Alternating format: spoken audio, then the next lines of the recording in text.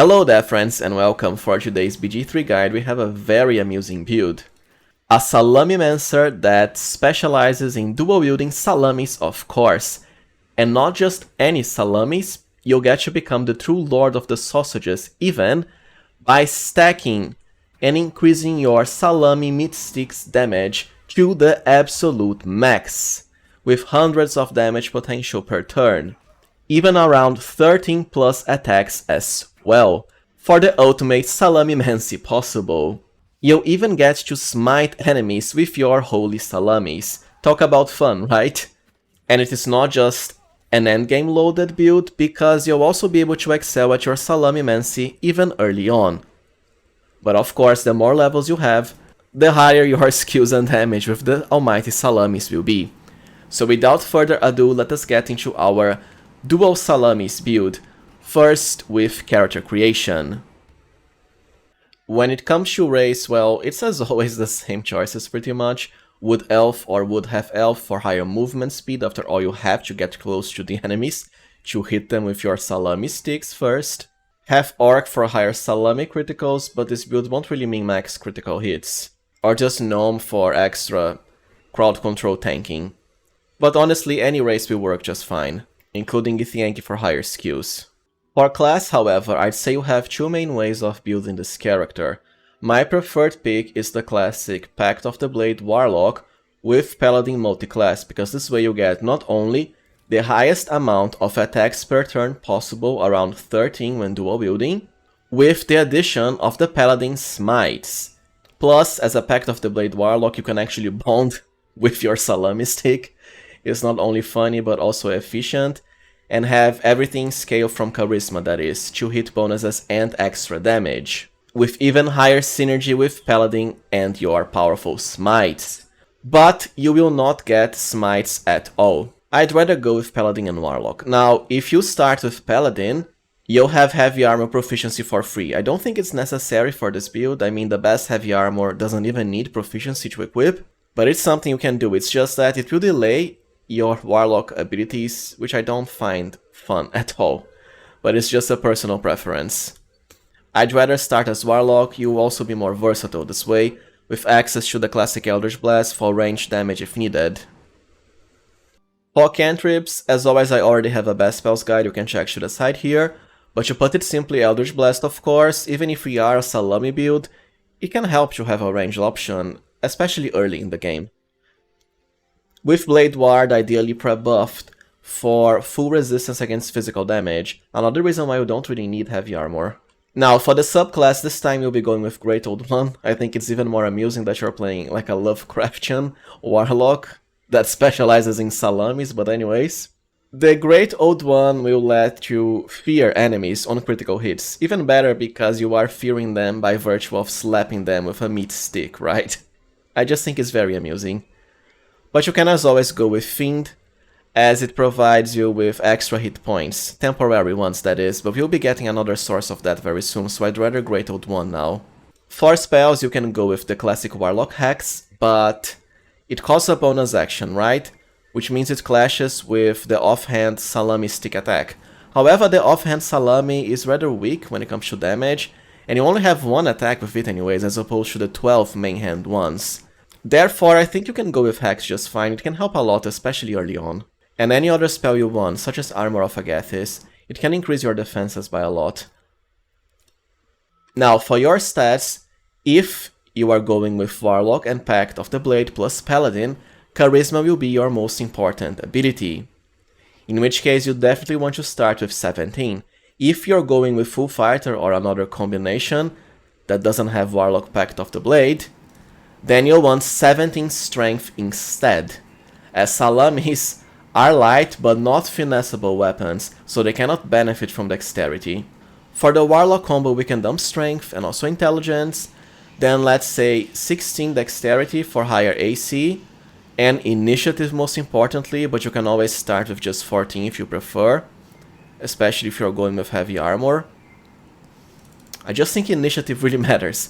And 14 Constitution just for some extra hit points. Plus Wisdom, it can help with some dialogue checks, and also skills. Speaking about skills, The good thing about being a Pact of the Blade Warlock and specializing in Charisma is that this character can easily be the main party face, perfect for the main character, because you'll then be able to specialize into all the main dialogue skills: Deception, Intimidation, and Persuasion. Even more amusing when you consider you are dual-wielding Salamis, but still quite charismatic.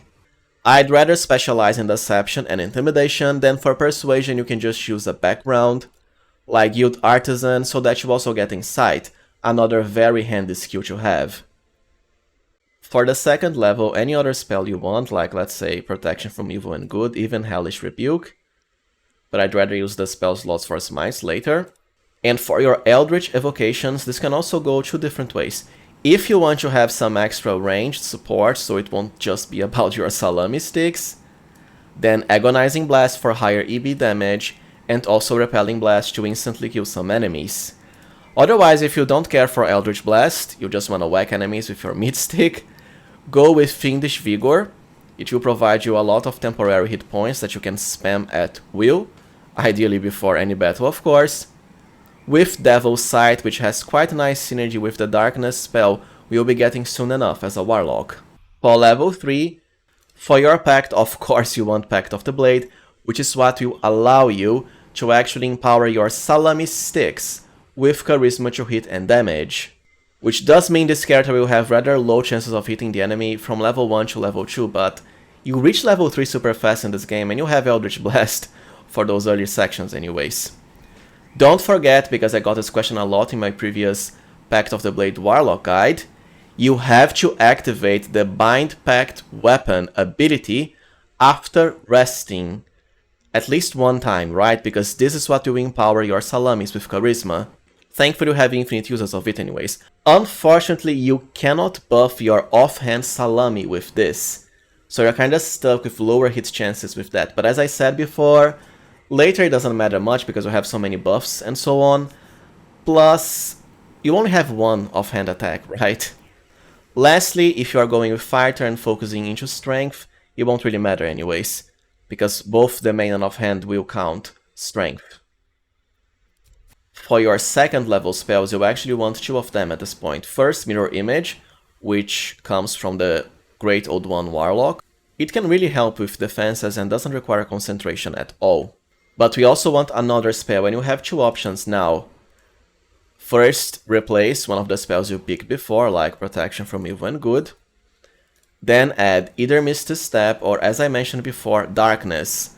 Darkness, when combined with the Devil's Sight invocation, means, well, you can just dump it on top of the enemies, go to where they are, they'll take disadvantage on all attacks while you'll have advantage against them, so it can be quite handy to have.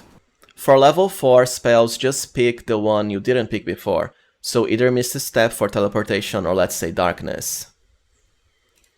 Any other cantrip, might as well pick, let's say, Friends. And for your first feat, unfortunately, Salamis will not qualify you for either Great Weapon Master because they aren't two-handed weapons, or Sharpshooter because they aren't ranged. Neither Tavern Brawler, because it only works when throwing Salamis at the enemies, not when you are smacking them with your Salamis instead at melee range. It's a bit sad because you'll be missing a potential plus 10 damage from all attacks without these feats. However, we'll be making up for that with gear bonuses and of course Paladin Smites. Since these feats won't work for us, either go with Ability Improvement to maximize your Charisma out, or my preferred pick, Alert as always, for Initiative. This way won't just be the ultimate Lord of Sausages, but also the fastest Salami Master possible, as to always act before any enemy, including bosses. Level 5 will be our last Warlock level because it's when we get the second attack per action from the Deepen Pact ability. Some say it's a bug, others have said that the developers confirmed it's working just fine. I don't know, but what I can tell you is that it's still working just fine, right? What I mean is that you can later combine this with level 5 Paladin for a third attack per action, just like a level 11 fighter. Quite handy, of course. For spells, I really like Counterspell, so that you can easily block enemy spellcasters. But you can also pick a crowd control one like Hunger of Hadar or Hypnotic Pattern. After all, you will have high charisma with this build. For the last invocation, anything you want really. You might as well pick Repelling Blast, because even if you don't care for EB damage with Agonizing Blast, you can still push enemies away into the void for instant kills if you want. Level 6 onwards is when you want to multi-class into Paladin, for the smites of course, and higher synergy with Charisma. For the subclass, either Devotion or Vengeance. My preferred pick is Vengeance, because of the Inquisitor's Might ability, which empowers all of your Salami hits with extra radiant damage equal to your Charisma modifier, +5 eventually, without requiring concentration. And as I said, we are all about empowering our sausage damage to the max. Oath of Devotion has a very nice ability to grant advantage on attacks later, but at this point, you have many sources of advantage for free, like the Risky Ring. At level 7, and 2 Paladin will start getting Paladin spells, which means Paladin smites of course. And ideally you just want to use the default smite, right? Because the other ones, like Searing Smite and so on, they cost both a normal and a bonus action, which you'd rather spend while attacking with your Salami offhand attack. And as I said before, you can use the Warlock spells you already have at full power, that's level 3, for Paladin smites, rechargeable on a short rest. For the fighting style, sadly we cannot pick 2-weapon fighting as a Paladin, therefore you might as well go with defense for extra AC. Level 8 is just some free passives, but for level 9, as our second feat, either Alert, or in my case, because I already picked it, Ability Improvement, and maximize our Charisma. There's always Savage Attacker as well, if you want to stack critical range with this character, especially at Act 3, because that's where most of the critical hit boosting gear is. I just don't think it's needed for our Salami Lord. Level 10 will be our last Paladin level, because as I said, is when we get the extra attacks, stacking so far with Pact of the Blade Warlock for 3 entire attacks per each individual action. Now you can keep your character a full Paladin from now onwards until level 12. It would actually grant you an extra feat even. But I'd rather multi-class again, because we have enough spell slots already, especially from Warlock, for the classic Fighter multi. This way we can pick 2-weapon fighting style, better late than never, for higher damage with the offhand Salami hit, but most importantly for the Action Surge ability. Only at level 12, but it's one of the most busted abilities in the game, especially for this type of build, because, as I said, you have 3 entire attacks per action, and Action Surge, well, provides you a free action. Now, something you could also do at level 11 and 12 is multiclass with Druid and Circle of the Spores as to empower your Salami hits with necrotic damage. The Shillelagh spell cantrip, can actually work with Salamis because they are, amusingly enough, classified as clubs. I just don't think it's needed, plus we already have Pact of the Blade to apply our spellcasting ability modifier to damage and attack rolls anyways. I'd rather Action Surge from Fighter because, like I said, we have so many attacks per action. Alright, now let us cover gear for our Ultimate Almighty Lord of the Sausages Salami Dual Wielder. For the gear selection, I decided to go with as many boosts to extra damage as possible so that our Salamis truly become almighty, despite their lowish base damage. And for that purpose we have the Horns of the Berserker helmet at Act 3 for an extra 1d4 necrotic damage on all our Salami attacks. It only requires you to be lower than maximum hit points, which is super easy to do, just have someone punch you from your party. But of course you can always go with Saravok's helmet if you prefer higher critical range. For Act 1 it's just a classic haste helm for higher movement, and for the second act, as always, either Dark Justiciar or the Covert Cowl. But it's a bit trickier to proc these helmets with a melee character. Just don't be directly next to light sources. Cloaks don't really matter, I just have the Cloak of Displacement here because it can help with extra defenses and your tank doesn't really need this.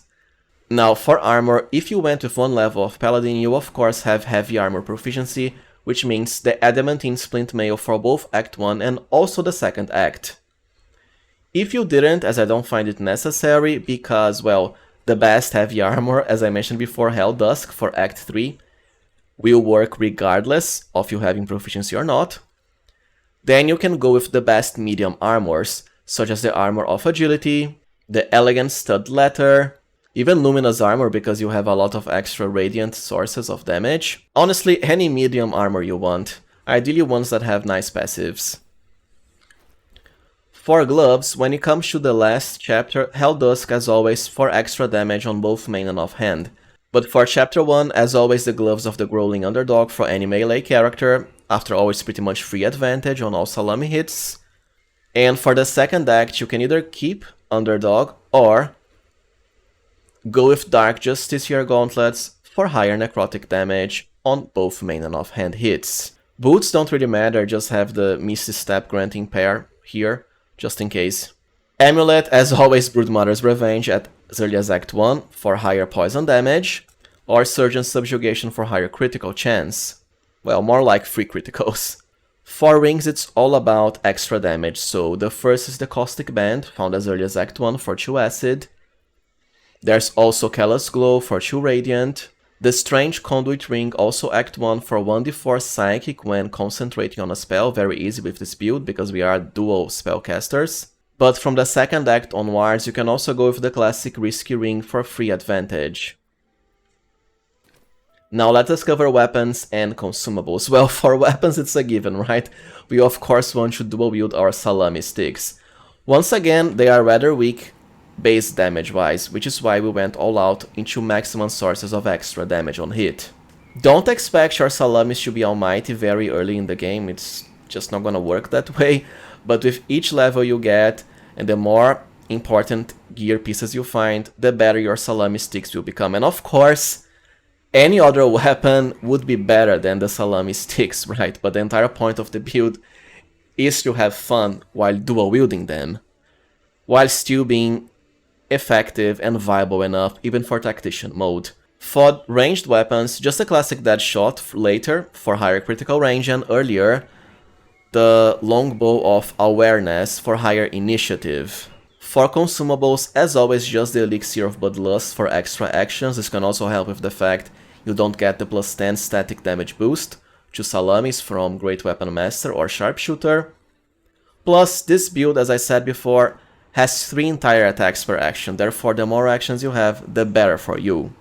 Well, alright friends, so this was it from my Salamimancer Lord of the Sausages dual wielder build. If you found this guide useful, as always, please remember to like and subscribe and consider becoming a channel member if you can. I truly appreciate your support. Thank you for watching and see you next time, friends, with more fun BG3 and Pathfinder content.